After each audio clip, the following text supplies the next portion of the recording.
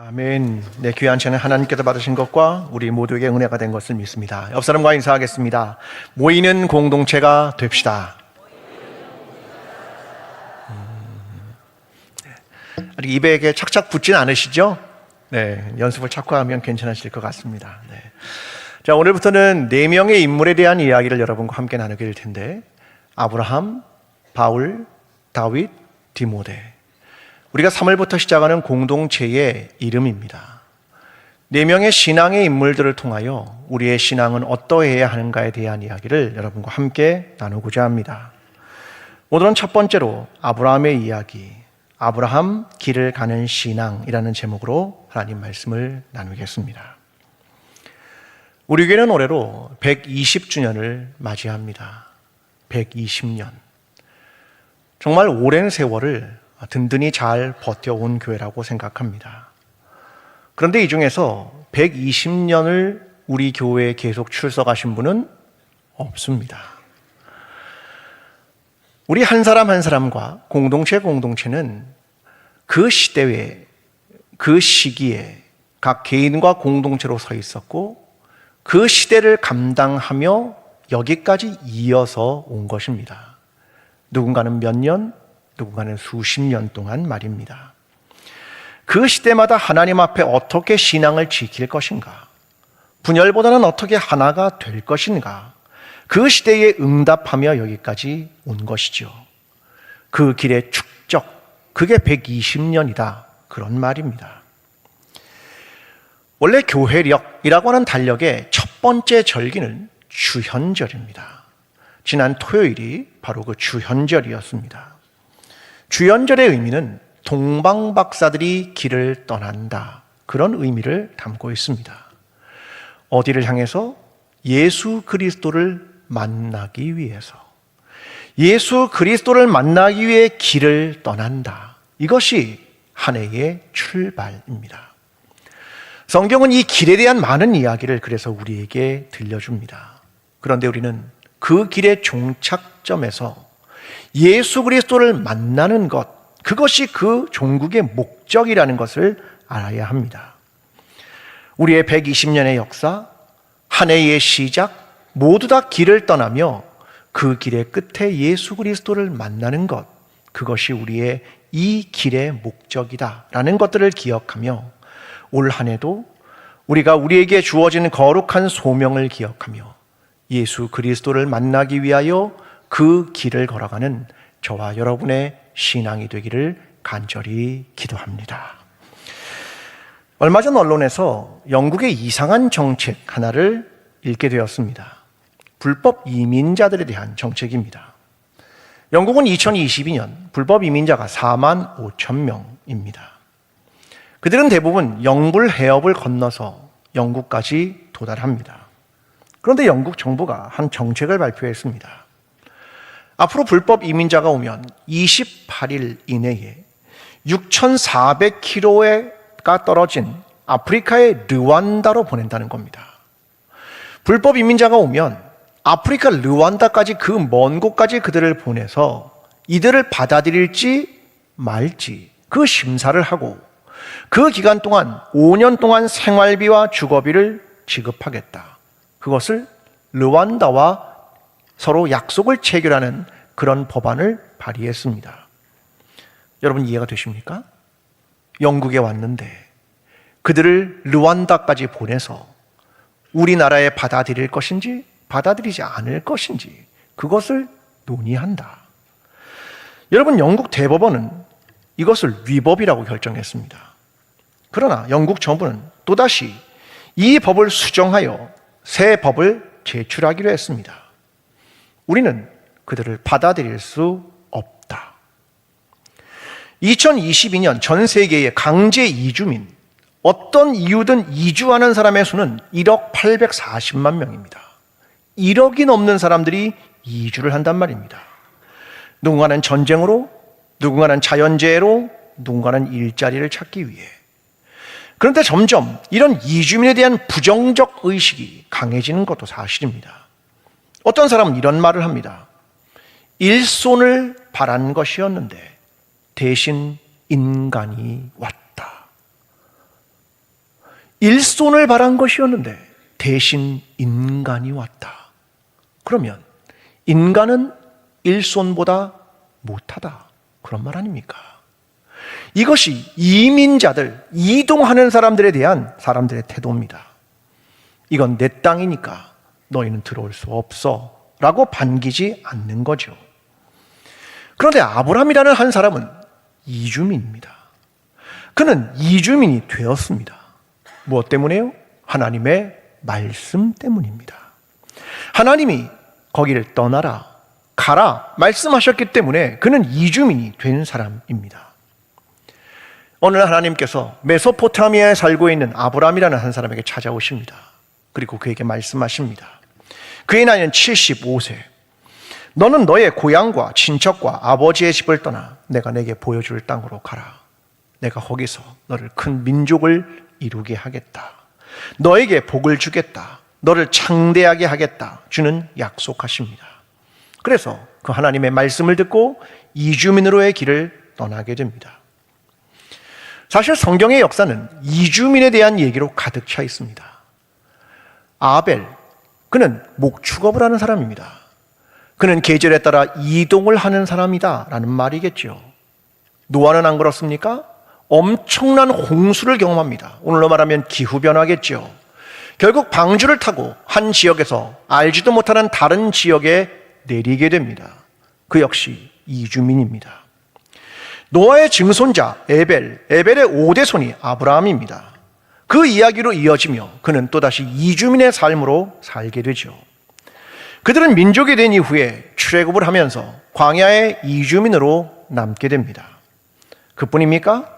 바벨론 포로로 잡혀갔던 그들은 강제 이주민들입니다.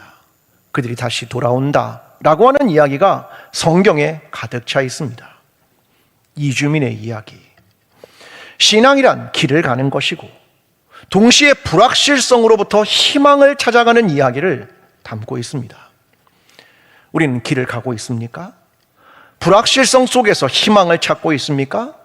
그 길에서 서로 환대하고 있습니까? 이것이 아브라함의 이야기입니다. 이 아브라함의 이야기를 통하여 길을 가는 신앙이란 무엇인가를 여러분과 함께 나누어 보려고 하는 겁니다. 자, 먼저 본문 12장 1절은 이렇게 시작합니다. 여호와께서 아브라함에게 이르시되 너는 너의 고향과 친척과 아버지의 집을 떠나 내가 내게 보여줄 땅으로 가라. 여기에 동사는 3개입니다. 말씀하셨다, 떠나라, 가라. 말씀하셨다, 떠나라, 가라입니다. 하나님은 왜 이 말씀을 아브라함이라는 사람에게 했을까? 우리는 메소포타미아라고 하는 곳을 이해하면 조금 더 쉽게 이해할 수 있을 것 같습니다. 샘 밀러의 이주하는 인류라고 하는 책이 있습니다. 이주에 대한 인류의 역사를 굉장히 잘 서술하고 있는 책입니다. 이 책에 보면 메소포타미아에 대한 이야기를 들려줍니다. 본래 인류는 이주민이었다. 왜요? 먹는 문제를 수렵과 채집을 통해서 살았기 때문에 그들은 이동할 수밖에 없었다. 근데 처음으로 정착을 시작한다. 그 중에 한 군데가 어디냐면 역사적으로 메소포타미아라는 겁니다. 그들은 이 메소포타미아에 정착을 하게 됩니다. 인류는 연중 내내 살 수 있는 집을 짓기 시작하고 자신의 소유물을 보관할 수 있는 장소를 갖게 됩니다. 그들은 농사를 시작하면서 땅에 대한 권리가 그동안은 점유권 정도였습니다. 잠시 머문다. 그러나 소유권으로 전환되기 시작합니다. 재산권을 분할하기 시작하고 그때부터 토지를 가진 자와 가지지 못한 자, 정착한 자와 정착하지 못한 자로 사회가 양분되기 시작합니다. 메소포타미아는 엄청난 발전을 이룹니다. 도기, 직조, 금속 가공, 물물 교환, 관청, 종교 건축물, 재산 상속, 세금 부과, 장벽과 군사 양성. 엄청난 발전을 인간은 이루기 시작한다. 그런데 그때부터 소유, 분리, 차별, 이런 세상이 되어간다. 이게 메소포타미아입니다. 하나님은 이 메소포타미아에 살고 있는 아브라함에게 말씀하십니다. 떠나라. 메소포타미아를 떠나라. 그 얘기입니다. 아브라함은 원래 메소포타미아에 살고 있던 한 도시 사람입니다. 그는 원래 유목민이 아닙니다. 그런데 당시의 도시인들은 유목민들을 무시했습니다. 기원전 2000년경에 마르투의 혼인이라는 글이 아직도 남아 있습니다. 이 글은 도시 여자가 유목민 남자와 결혼하는 얘기입니다. 그런데 도시 사람들이 유목민들을 얼마나 홀대하고 멸시했는가에 대한 글이 그대로 남아 있습니다. 이렇게 말합니다. 그들은 원숭이처럼 생겼고 쉬지 않고 돌아다니지. 그들은 가죽 자루를 옷인양 입고 있고 비바람이 들이치면 천막에 살고 기도를 제대로 올릴 줄도 몰라. 평생 집도 없고 죽으면 무덤에 묻히지도 않을 거야. 이게 지금도 남아있는 기록입니다. 도시인들은 유목민들을 인간 이하로 생각했다라고 하는 말입니다. 그런데 아브라함은 유목민이 되기로 결정을 하며 길을 떠납니다. 왜요? 사람들이 멸시하는 그 유목민이 되기로 왜 결정한 겁니까? 이유는 하나입니다. 하나님의 말씀. 인간적으로 보면 안정적이고 성공적이고 사회적으로 유리한 위치에 있는 메소포타미아인 사람을 떠나 그는 불안정하고 불투명하고 사회적으로 불리한 위치인 유목민이 되기로 결정합니다. 어쩌면 거꾸로 역행하는 걸 결정합니다. 우리의 신앙을 생각해 보십시오. 우리의 가는 길을 생각해 보십시오.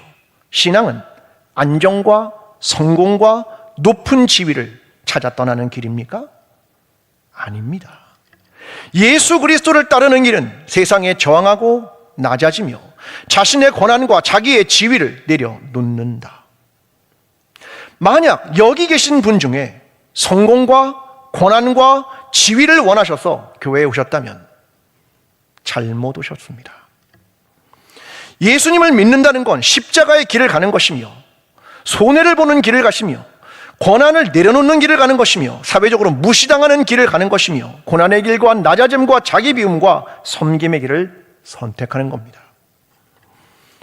메소포타미아는 결국 자기 세계를 만드는 공간입니다. 고향, 친척, 아버지 집.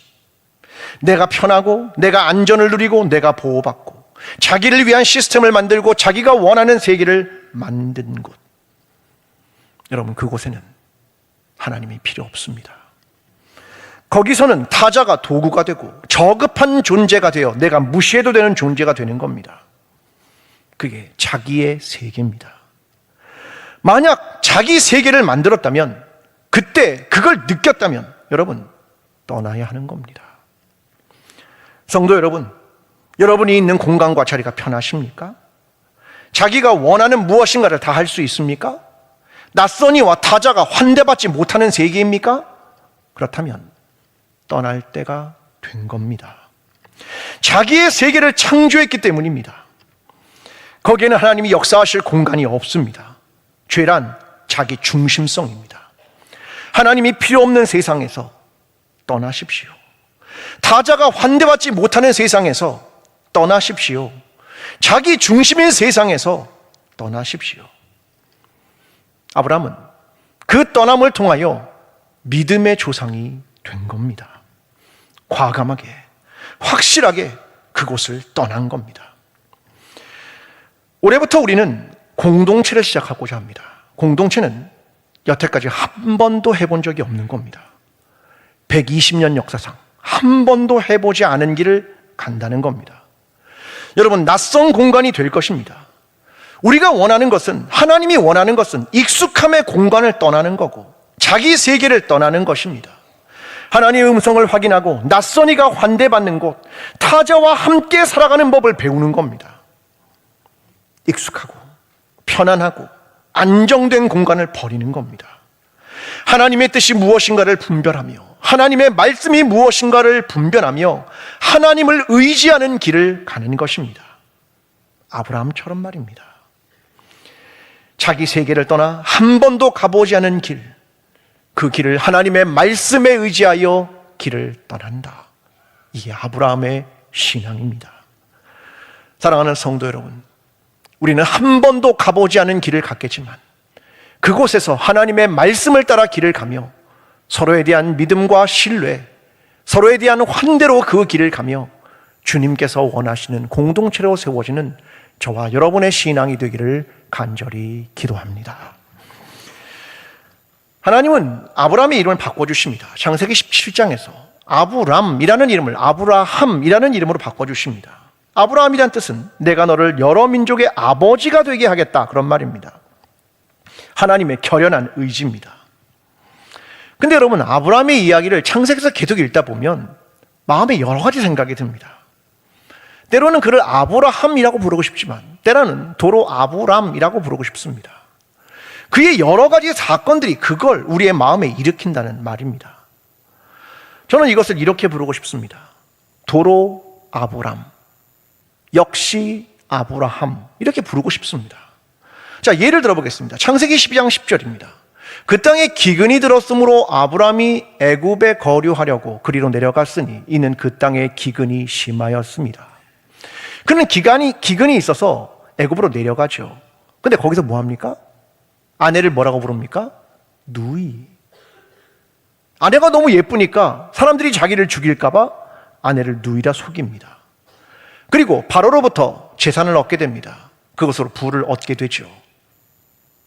아브라함입니까? 아니요, 아브람입니다. 근데 마음속에 초입이니까, 그 길에 처음이니까 그래, 이해돼 라고 눈을 질끈 감습니다. 그런데 창세기 20장 아비멜렉의 사건이 벌어집니다. 그의 아내 사라를 자기 누이라 하였으므로 그랄 왕 아비멜렉의 사람을 보내어 사라를 데려갔더니 그때 그의 이름은 아브라함입니다. 이름이 바뀌었습니다. 그런데요, 삶은요 똑같습니다. 아내를 누이라 속인다. 거기서 부를 얻게 됩니다. 우리의 마음은 이런 말이 듭니다. 아브라함? 글쎄, 도로 아브람, 이렇게 부르고 싶습니다. 근데 그런 삶이 그에게 있는 반면 18장에는 또 다른 생각이 듭니다. 창세기 18장 23절, 아브라함이 가까이 나아가 이르되 주께서 의인을 악인과 함께 멸하려 하시나이까? 이것은 아브라함의 중요한 중보 기도입니다. 타자를 위한 기도, 소돔성을 위한 기도가 있었습니다. 그러면 마음에 생각합니다. 역시 아브라함이지, 이 생각이 듭니다.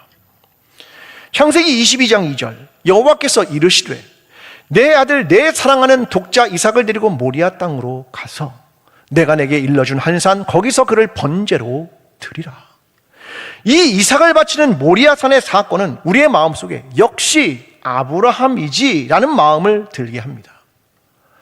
여러분, 창세기 아브라함의 이야기를 계속 읽으면 내 마음이 어떻습니까? 엎치락 뒤치락, 아브라함인가? 아브람인가? 이런 생각이 끊임없이 내 안에 듭니다. 언제는 훌륭한 것 같고 언제는 별로인 것 같습니다. 그런데 그걸 읽는 순간 난 이런 생각을 합니다. 나도 다르지 않다. 나도 그 길을 갈 때 내 신앙과 삶도 크게 다르지 않다. 때로는 괜찮은 것 같고 때로는 시답지 않습니다. 도무지 내 신앙과 삶에 맥락이 없는 것처럼 보이고 때로는 초라하게 보입니다. 아브라함의 신앙, 그의 삶, 그의 길은 나 자신을 적나라하게 보여줍니다. 그런데 아브라함이 놓치지 않은 것이 전 있다고 생각합니다. 뭐냐면 그 길에서 흔들리지 않는 겁니다. 악을 구하지 않습니다. 그걸 위해 치밀한 계획을 세우거나 그런 거 없습니다. 자기의 생각을 관철시키기 위해 하나님의 뜻을 저버리지도 않습니다. 아브라함, 그의 신앙은 길 위에 존재해 있는 한 사람이 하나님의 길 위에서 벗어나지 않으려고 노력합니다. 그렇게 길을 걷고 그 길 위에서 하나님을 만나고 하나님을 의지하는 법을 배우며 온 세상을 창조하신 이가 하나님이시며 역사를 견인하시는 이가 하나님이심을 믿으며 길을 간다. 하나님 안에서, 주 안에서 길을 가는 신앙, 이것이 아브라함의 신앙인 것 같습니다. 한 작은 도시에서 농구를 제법 잘하는 한 아이가 있었습니다. 근데 그 아이가 큰 도시로 이사를 옵니다. 그러면서 벤치 워머가 됩니다. 저도 처음 알은 용어지만 벤치 워머란 벤치에 하도 오래 앉아 있어서 벤치를 따뜻하게 데운다, 그런 뜻입니다. 후보가 됐다, 그런 말이겠죠. 늘 벤치에 앉아 있는 애가 된 겁니다. 그러니까 아버지가 마음이 이 아들을 어떻게 위로할까, 이런 마음으로 늘 살아갑니다. 그런데 어느 날 아들과 함께 농구화를 사러 가게에 갔습니다. 근데 신발을 고르다가 아들이 아버지에게 이렇게 말하는 겁니다.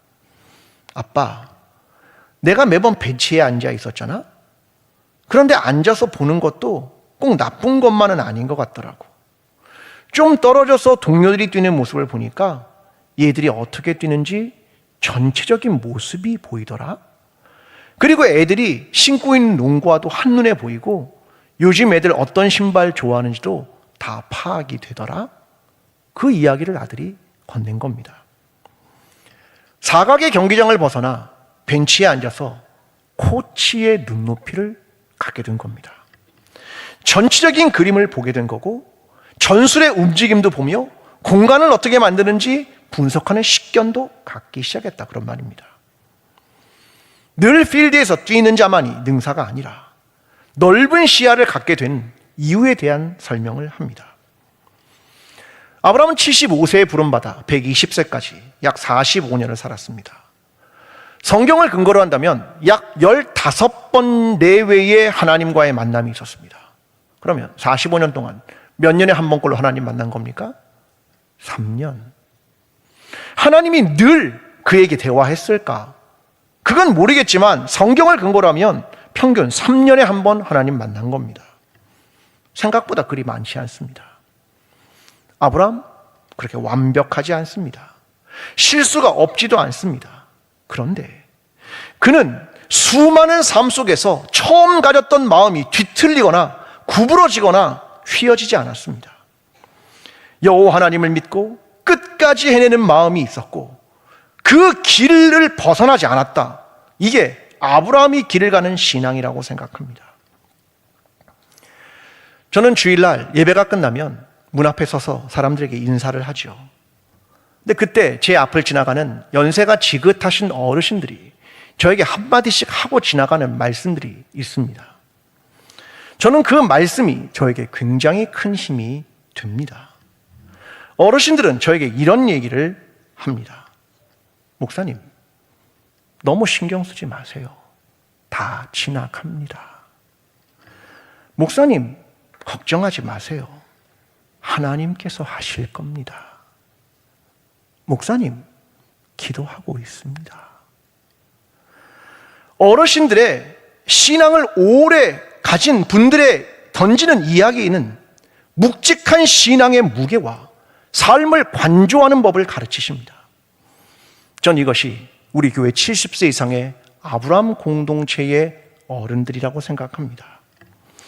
오늘 저와 여러분의 신앙, 오랜 신앙, 그 길을 걸어가면서 우리는 그 길에서 벗어나지 않고 그 오랜 시간 동안 우리와 함께 하시는 하나님을 바라보면서 하나님의 부르심을 따라 묵직하고 변함없이 그 길을 따라 걸어가며 아브라함처럼 그 신앙을 그 길에서 이어가는 그러한 신앙을 아브라함 공동체처럼 갖게 되는 저와 여러분의 신앙이 되기를 간절히 기도합니다.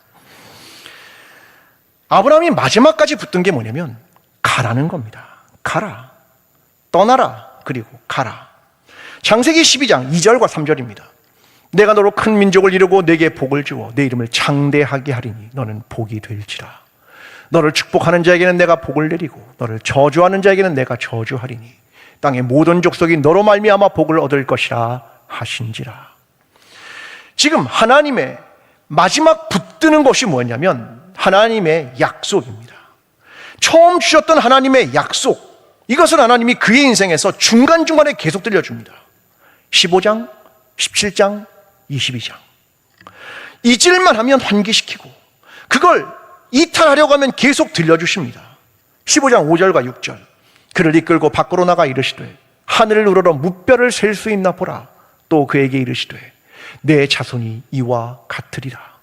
아브라함이 여호와를 믿으니 여호와께서 이를 그의 의로 여기시고, 하나님이 그에게 이 약속을 또 한 번 들려주는 겁니다.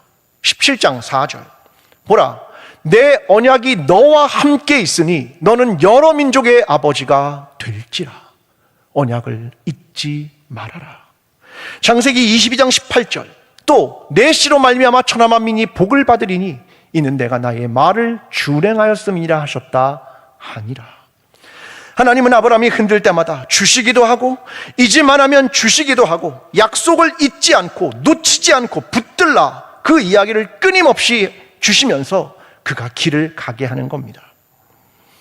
사람들은 어떤 상황과 문제를 만나면 정작 중요한 것을 찾고 놓칩니다. 아브라함에게 가장 중요한 사건은 22장에 이삭을 드린 사건 아니겠습니까? 여러분, 이 사건의 핵심이 뭡니까? 아브라함의 믿음입니까? 이삭이 살았다는 겁니까? 여호와께서 준비하셨던 여호와 이레입니까?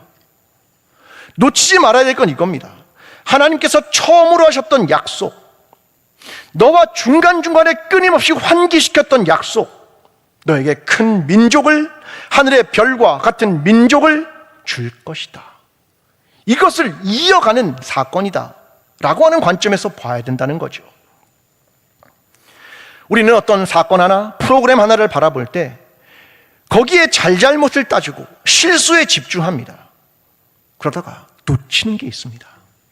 하나님의 마음, 하나님의 꿈, 하나님의 약속, 영혼을 소중히 여기는 마음, 역사를 보시는 하나님의 마음, 이런 핵심적인 것들을 놓치고 작은 것들에 집중하게 된다는 말입니다. 아브라함, 그는 끝까지 놓치지 않은 게 있습니다. 하나님과의 약속, 하나님과의 언약, 이걸 놓치지 않은 겁니다. 이게 아브라함의 믿음이었습니다. 저는 나이 많은 어르신들의 가정을 신방하는 일들이 종종 있습니다.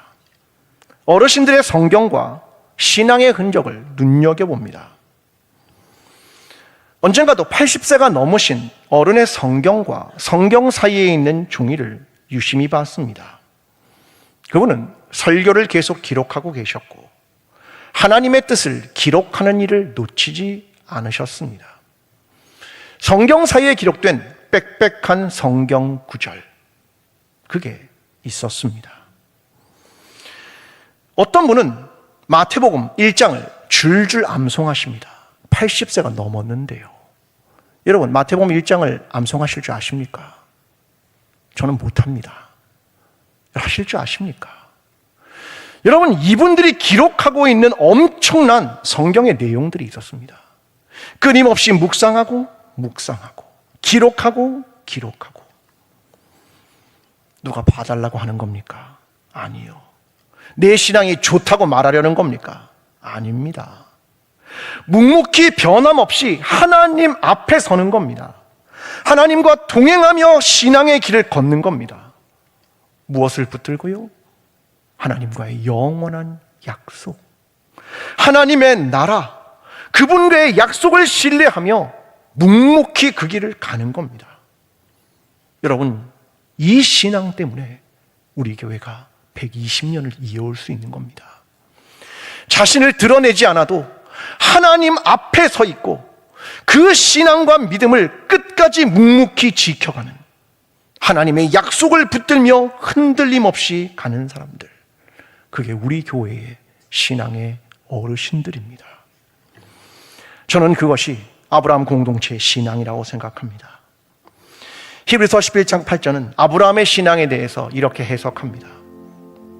믿음으로 아브라함은 부르심을 받았을 때에 순종하여 장래의 유업으로 받을 땅에 나아갈새 갈 바를 알지 못하고 나아갔으며, 그는 갈 바를 모르고 나아갑니다.